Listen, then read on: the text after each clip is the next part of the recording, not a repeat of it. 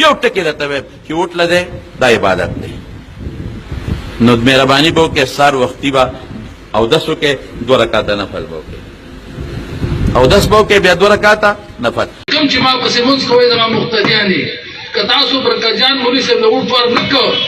نو چې ما پسې مونځ ونه کوئ درته خپل مونځ نه بخل په مخه ښه اللهم صل. ګوره هغه امیوګي رخریلې هغه ورته ګند وي او ملا چې ورته لاړ شي ثواب او جهاد او دس په ولا کوي او منځونه نه بخم منځونه به هم نه بخیوس د مولانو شرک سره دا الله رب العزت کتاب پر خودل او دا هغه په ځای باندې نور څه چې کم نه راغستل ثواب په بل څه کې ګڼل او بل قانون او بدعت دا الله د قانون مقابله کې نور قوانین جوړول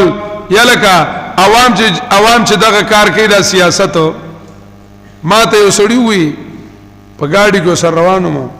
ما ته ویل کوي تاسو مدرسې کې ګور ډیر طالبانی ښا نو ما واستې وکړل یاره چې ته ټونو ته درېږي غټي ښا هر چا خپل سوچي پېته چې ټونو ته درېږي غټي نو ما ورته ولې ما دغه شانتي دي سود نه در باندې چې دغه شانتي په عزت کې لګ پاتې شم ته چې کمونو زما مور خور خزه په دې خلکو کنزي کنه هغه داسې کړ امیو ما ته اختیاري وي استاد جی وی مونږ لګیو چې په دې ګند کې اخته یو خبر پوښوي وی مونږ لګیو چې په دې ګند کې سيو اخته یو ګوره هغه امیوګي رخریلې هغه وته ګند وي او مولا چې وته لاړ شي ثواب او جهاد او دس په ولا کوي او منځونه نه بخم منځونه به هم نه بخیوس ان الله لا يغفر يشرك به ويغفر ما دون ذلك لمن يشاء. دا الله د قانون مقابله کې بل قانون جوړای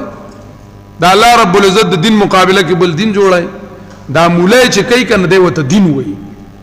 او دا الله رب العزت د مقابله کې د قانون راوغستو.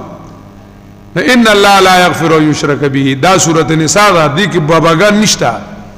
چې تبار د باباګان زوتای هر د خپل صورت ته ان الله لا يغفر يشرك به دا قوانین جوړ کړی دي دا الله د قانون مقابله کې چې قانون جوړ کو سندی رحم الله دی کی دا شرک فی الكتاب یادې دي زوی شرک فی الكتاب چې دا الله رب العزت د کتاب مقابله کې بل څه شعر والی او پاغي کې ثواب غني نو جمهوریت کې ثواب نه غني دا الله رب العزت په کتاب مقابله کې نه راغسته. ان الله لا یغفر یشرک. بقره آیت نمبر 174.